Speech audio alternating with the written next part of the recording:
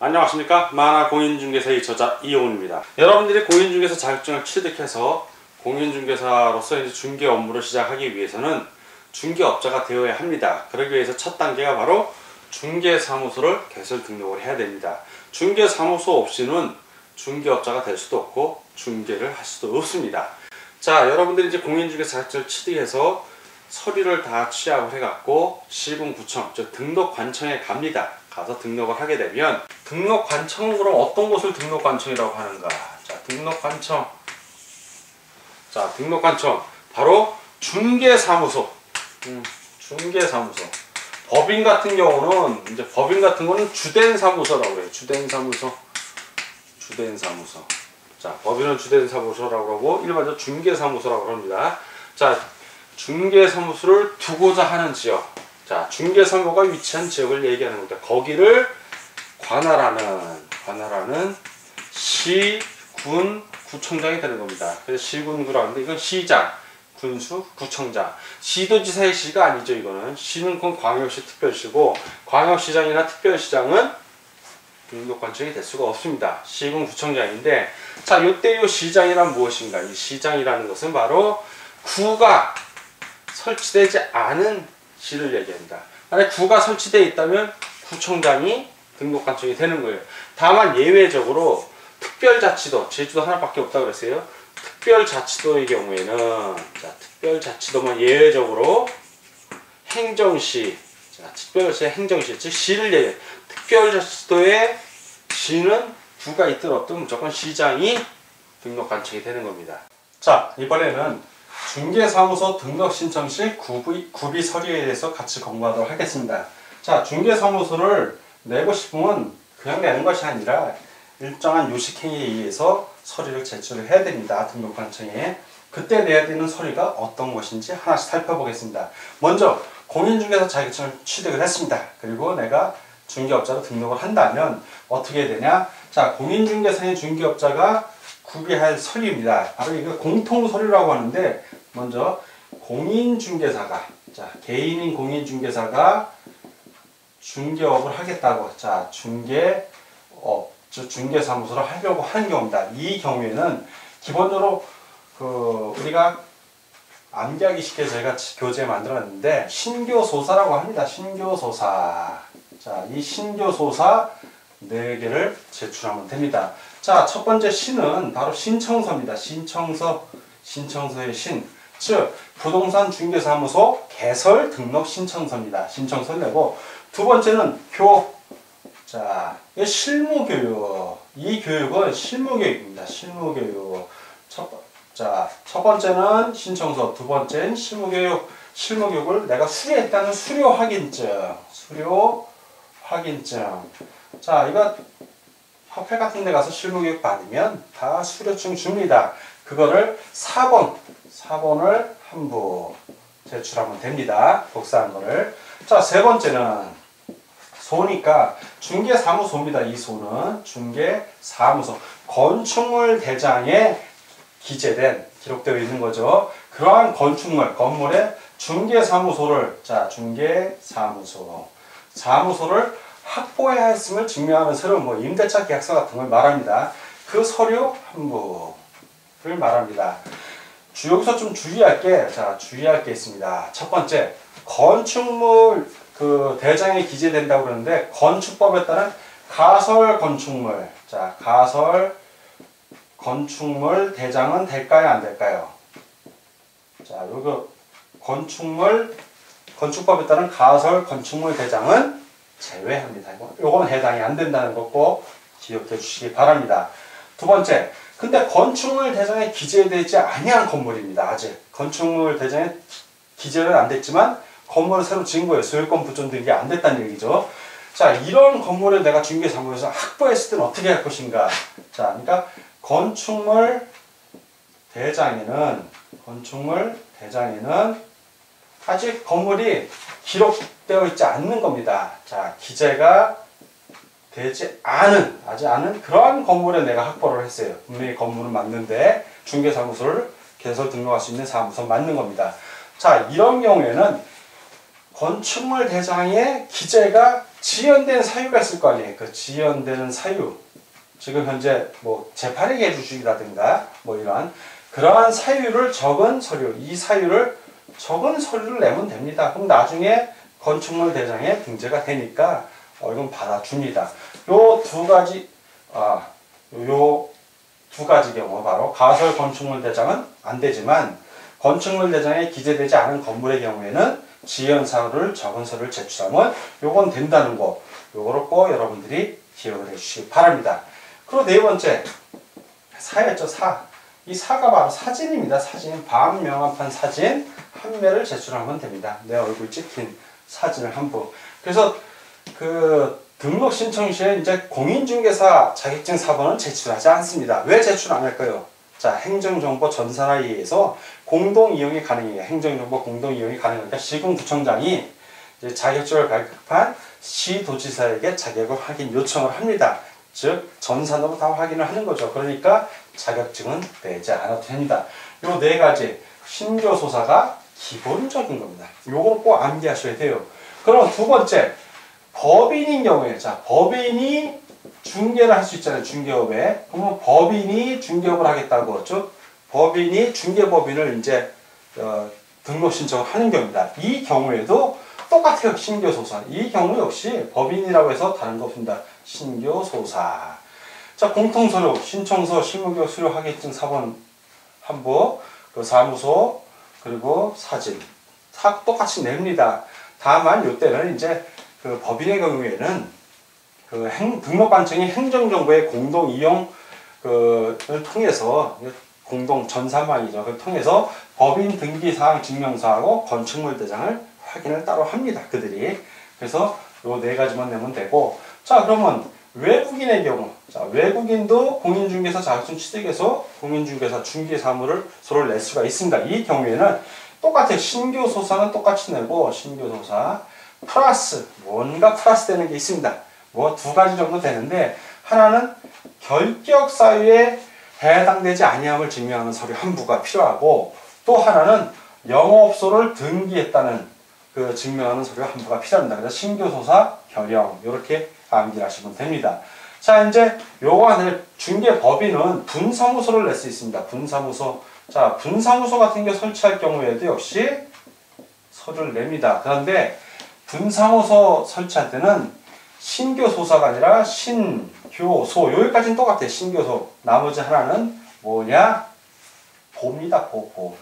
신청사. 이건 분사무소 설치 신고서가 되는 거죠. 아까는 중개사무소 개설 등록 신청서였고, 이거는 분사무소 설치 신고서가 되는 거고, 교는 똑같아요. 이건 분사무소 책임자가 실무교육 받았다는 거, 그 수료 확인증 한부가 필요하고, 사무소는 똑같습니다. 건축물 대장에 기재된 건물에 분사무소로 확보했음을 증명하는 서류, 그 임대차 서류가 대표적입니다. 한부 제출하면 되고, 마지막으로 보증 설정 서류 한부를 제출하면 됩니다. 그래서 중개사무소 등록 신청 시 구비서는 여러분들이 여기 나온 거 신교소사를 꼭 반드시 암기해 주시기 바랍니다.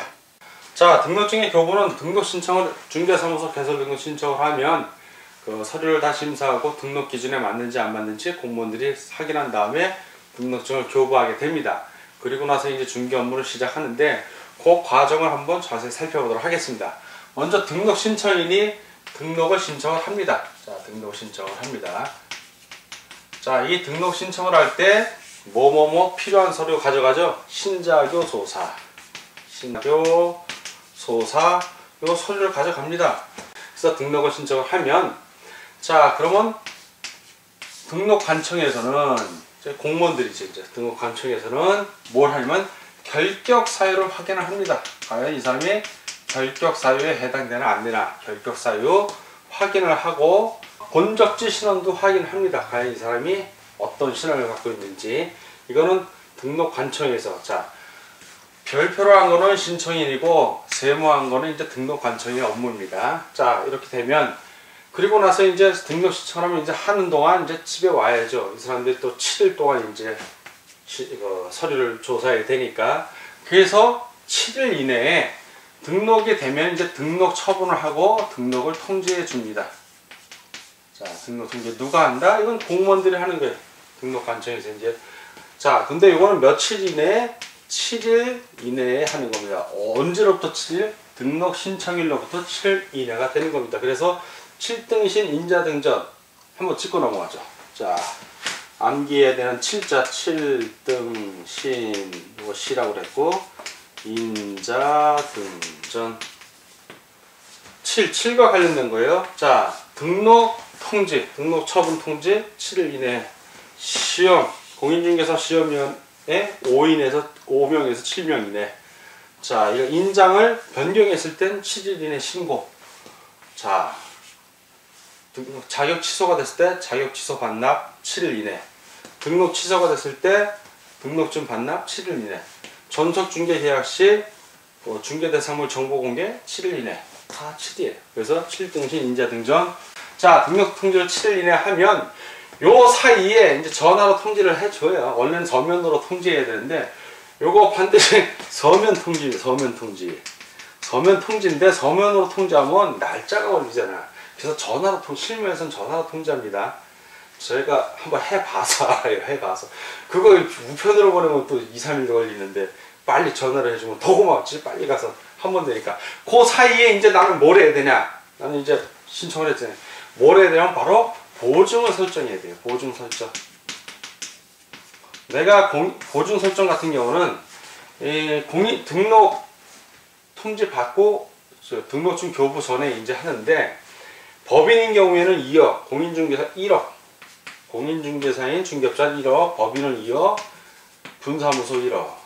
보증 설정 협회에 공제가입한 게 협회에서 시군구청으로 알려주기 때문에 내가 따로 공제가입했다라고 얘기할 필요 없고 보증보험 같은 거 했을 때는 보증보험 서류를 가져가야 되는 겁니다.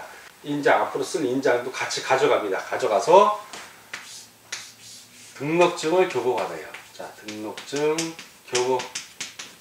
자, 요건 신청인인 내가 할 거고 등록증 교부는 그 공무원들이 이제 교부를 해주는데 교부를 그냥 해주면 그냥 이제 보증 설정을 요거를 확인을 합니다. 보증 설정 했는지 안 했는지 확인을 하고 법에는 어떻게 되냐면 업무 개시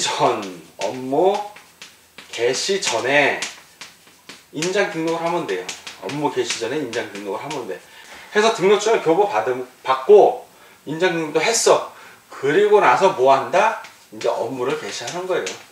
개시니까 업무를 시작한다는 얘기입니다. 자, 이건 여러분들이 이제 이 과정을 거쳐서 등록을 하는 거예요. 소속 공인중개사하고 중개보조원을 한번 통합해서 한번 정리를 좀 하고 이쪽에 소속 공인중개사 우리가 한번 두고 소속 공인중개사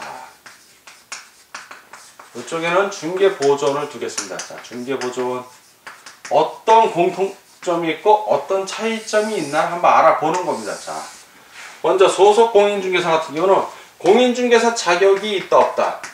있다. 소속 공인중개사가 자격이 당연히 있고 이쪽은 자격이 있다 없다? 없다. 자, 자격은 이렇게 정리가 되고 두 번째 인장 등록 의무 중개 업무를 할 때 등록관청에 인장을 신고해야 되는데 소속 공인중개사는 인장 등록 의무 있다 없다? 있죠.